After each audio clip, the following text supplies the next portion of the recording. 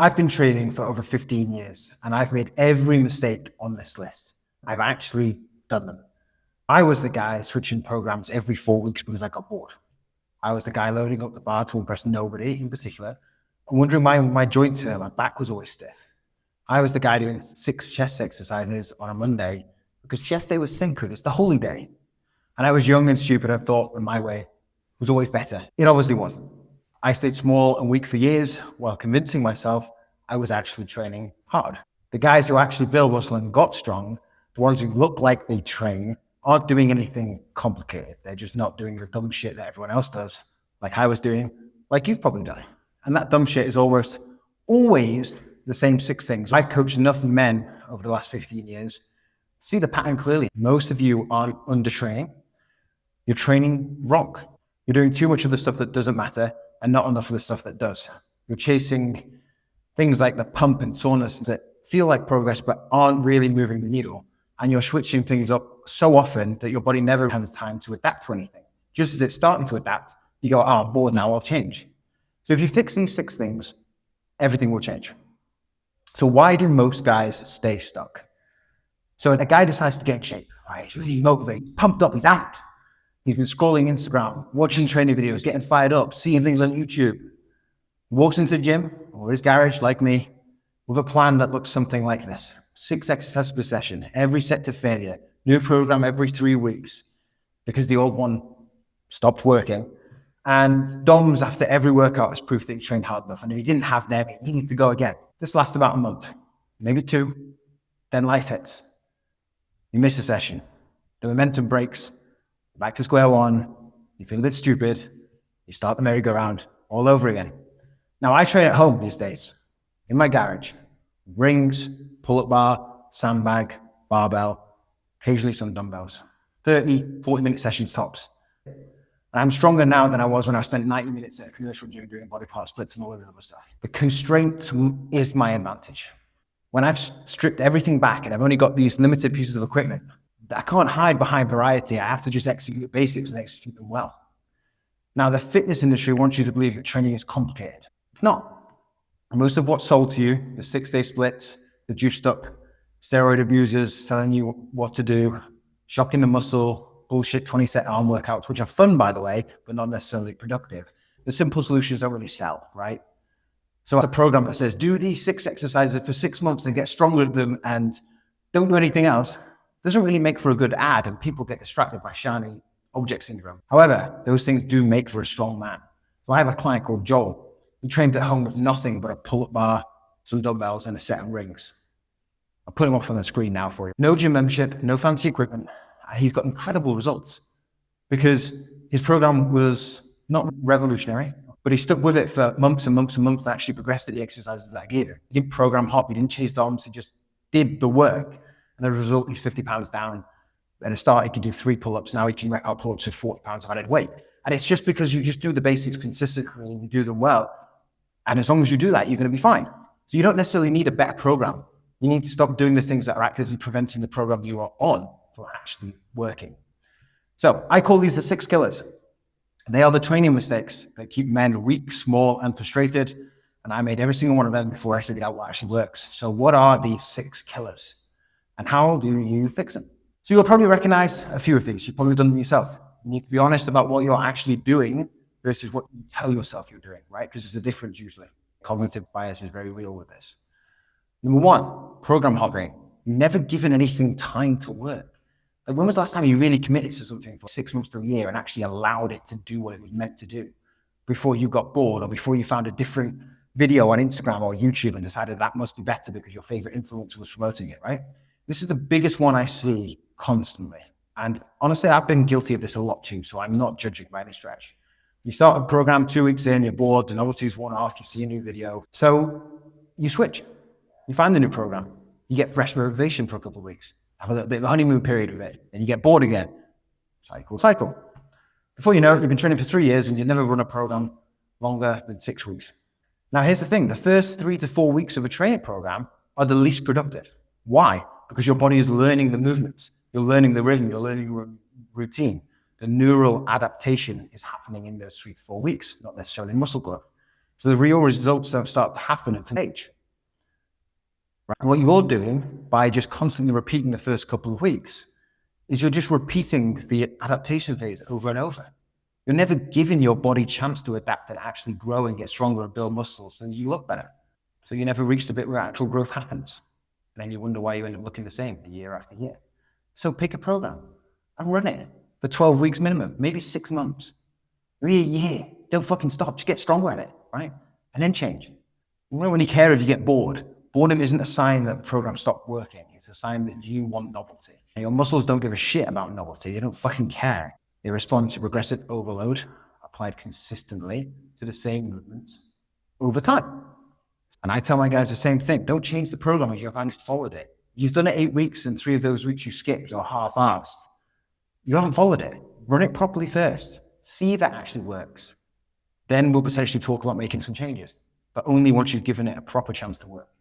Number 2, constantly chasing DOMS, thinking soreness is the big sign of progress. So DOMS is delayed onset of muscular soreness, okay? The ache you get a day or two after a hard session. Now, for years, I treated that like a badge of honor. I couldn't walk after leg day. It obviously wasn't a good session.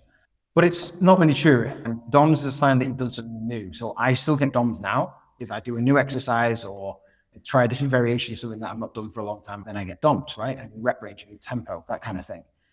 It's your body reacting to an unfamiliar stimulus, typically. It's not necessarily a measure of how the productive the session was. It's not necessarily proof that you're growing. A little bit of soreness is not a bad thing by any stretch, right? And if you're pushing yourself in your sessions, you should feel a little bit of discomfort the next day or two, but it shouldn't be crippling. And if you're constantly just chasing that soreness as the thing of progress and nothing else, you're either changing things too often, right? Or you're under recovering. And neither of those are building muscle. You want to chase progression, not pain, okay? Did you add a rep? Did you add a little weight? Did you control the movement a little better than before? That's progress. That's what you're measuring yourself against. Number 3, ego lifting. You're only impressing yourself. Now, I used to do this constantly. Load up the bar with more weight than I could handle properly. Quarter reps, some shitty ass squat. Swing through a set of dumbbell lateral raises and lean into it like I was trying to take off from the ground up to the moon. And tell myself that I was strong because the number was big. But I wasn't strong. I was just cheating, to be honest. And ego lifting does 2 things. It shifts tension away from the muscle you're trying to train onto other things. So maybe that's joints, tendons, other muscle groups. They jump in to help you complete the movement because the muscle you're trying to train can't do it on its own. And that dramatically increases your risk of injury. Now, there are times when you can get away with this, right? But it's not as often as you think. And one stupid rep and you're out for 6 weeks injured. 6 weeks of no training will undo more progress than 6 weeks of perfect training will build. So there's a difference between a little bit of form breakdown at the end of the set and using momentum from rep 1 or rep 2 or rep 3. If that's what you're doing, then you need to reevaluate how you're training.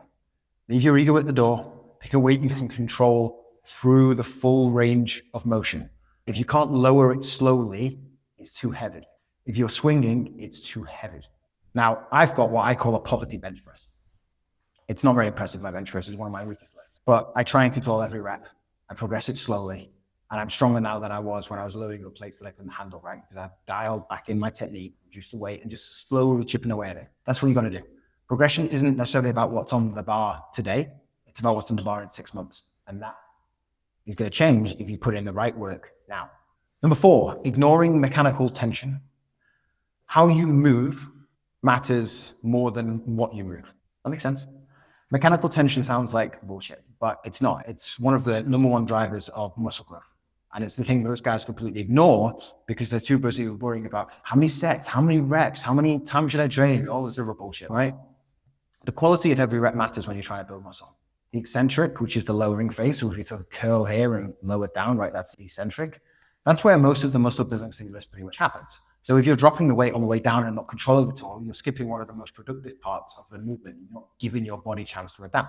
Just slow the reps down a little bit, right? You don't have to take 4 or 5 seconds to lower the weight down, but 1 or 2, you're probably going to feel the benefit of that. Feel the muscle working, okay, through the full range of motion. Create that muscle connection. If you can add weight while maintaining control, fantastic. You're getting stronger, you're building muscle, great. If you add weight and the control just completely disappears, dial the weight back a bit, okay? You're not quite ready. Number 5, jump volume. You're doing too much shit. Now, this was one of my biggest mistakes years ago. I'd go in on a Monday and I'd do 6 chest exercises, right? Flat press, incline press, flies, cable press, dips, push-ups to finish, right? I'd leave with a massive chest pump and I'd feel like I'd achieved something fantastic, right? Those sessions can be really fun, okay? But not necessarily the most productive things in the world either, right? So after the first 2 exercises, my chest was pretty much fatigued. So everything after that my form would have been starting to break down. I've been using weights that weren't stimulating as much of a response as they possibly could. And I wasn't generating enough mechanical tension to stimulate any real growth. So you don't necessarily need 6 exercises for one body part in one session, right? If you do 2 or 3 with the real intensity taken close to failure, and then you recover so you can do them again 2 or 3 days later in the week, you're going to get a better response from doing them just once a week, okay? We know from the research that somewhere around 10 to 20 working sets per muscle group is the sweet spot for most people. And if you're trying to do 20 sets in one session, but you're better off splitting that into 2 sessions across the week and getting more frequency for each body part, right? Training each muscle twice a week tends to lead to better results than training every muscle group once a week. So spread out the training. Your intensity in each session will be higher, you'll be able to use heavier weights with better control, and you'll be able to take those sets to mechanical failure and reap the rewards. So train with less volume and more frequency, 3 exercises per session, full body or upper lower split. It's a good spot for most people. You hit everything 2 to 3 times a week. Every set gets taken relatively close to failure. There's no filler, there's no junk. This is kind of what I use with my 3x3 protocol with a lot of the guys that I work with. 3 exercises, 3 working sets, 30 minutes, done. You can add on some finishes if you really need to and you've got the time, but it works really, really well. You can grab that in the link in the bio if you want. Number 6, not training hard enough. So you are ticking boxes instead of building muscle. This is the one that undermines kind of like everything else. It underpins everything, okay? You can have perfect form. You can have the best program in the fucking world. You can be doing exactly the right number of sets. But if you're stopping every step at a comfortable 7 out of 10 and leaving 3 or 4 reps in the tank every time, you're just not pushing yourself. You're not getting that struggle. You're going through the motions. You're not stimulating enough of a response. Your sets should be uncomfortable. Muscle is built in the last few reps. The one that feel, you feel that sensation. Your brain is screaming you to stop, but you can squeeze out 1 or 2 more with decent form. That's where the stimulus lives. And you need to take it to that place of discomfort to go from actually training rather than just exercising. This is one of the common things that I see with guys in the gym. Perfect programs, perfect form, perfect tracking, all of this other stuff, but the intensity is just not there. Where's the intensity? Where's the fight for the reps? You should be struggling. Don't just tick the boxes. Don't just show up. You won't get anything just from showing up. You actually need to push yourself. You need to take some of your sets close to failure. You could give me the worst training program ever written, and I could get results from it if I trained every set relatively close to failure and I really pushed myself. Similarly, you could give me the best program in the world ever, and I get nothing from it if I didn't train with the right intensity and I trained at a 6 out of 10 every time I went into the gym. You need to train like it counts, like it matters, right? If you're going to put in the time, you might as well push yourself whilst you're there, otherwise what's the point? You're in the gym or in the garage for maybe 3-4 hours a week total. It's nothing. It's 2% of your working hours. Make it count. Take your working sets to within a rep or 2 of failure, right? Not every set. Your warm-ups are your warm-ups, like they push. If the last 2 reps of a set don't feel hard, you need to add some weight. Simple as that. You've got 30, 45 minutes, maybe an hour. Make it fucking count. Make it matter. Don't be one of these people that just never really finds out what they're truly capable of. None of this is complicated. That's kind of the point. The basics done well consistently with real intensity for months at a time. That's the game. That's where the magic happens, okay? You pick a program, you run it for 12 weeks, 4 months, 5 months, 6 months, maybe even a year. You control your reps. You leave your ego at home. You cut the volume. You train hard. You track your progression. You keep a logbook. You review after a month and adjust one variable at a time. And if you're not sure where to start with any of this, and you're fed up with information overload, you can download the 3x3 protocol, use that as a template. Or if you want the guesswork completely removed, completely tailored towards you, so that you can just do your thing and want someone in your corner to make sure that you're not slipping back into any of these 6 mistakes and you're on plan all the time, just send me a message on Instagram. The link's in the bio, okay? Comment the word strong so I know where you've come from. I'll have a little chat about how I can actually help you build muscle so you can stop wasting your precious time in the gym.